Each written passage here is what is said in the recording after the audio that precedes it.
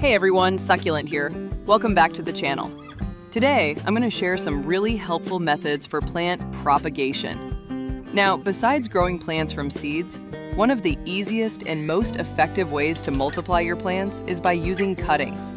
But let's be honest, sometimes the survival rate isn't that great. That's usually due to a few key factors. Let's break it down. The first reason propagation can fail is the condition of the plant itself. Some plants, like hydrangeas for example, can be a little tricky to propagate. They need just the right environment and timing. The second big reason is water issues, either too much or too little. If your cutting stays damp for too long and there's no airflow, it can suffocate. Even worse, bacteria can enter from the base of the cutting and cause it to rot. That's why it's super important not to use soil that's too rich in nutrients. Over-fertile soil can actually encourage harmful bacteria, which increases the chances of rot. So instead of that, a clean and sterile medium like perlite or coarse river sand is a much better option. There's also a method called water propagation. You float your cutting on a piece of foam board so the base just touches the water.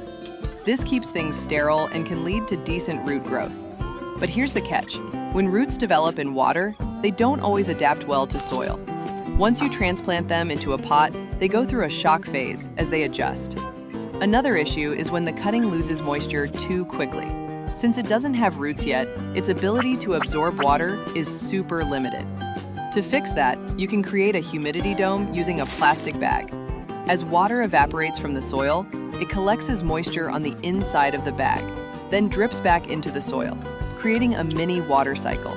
This keeps the cutting in a moist, protected environment and helps prevent it from drying out. Now, if you're propagating a bunch of plants, it's not very practical to cover each one with a bag. That's where another method comes in, and it's one I personally love. Use a tray filled with perlite or coarse river sand as your rooting medium. I've tested both, and the survival rate is nearly identical, but perlite is lighter and super easy to buy online. Choose a healthy cutting, around 10 centimeters long, with at least 1 or 2 nodes.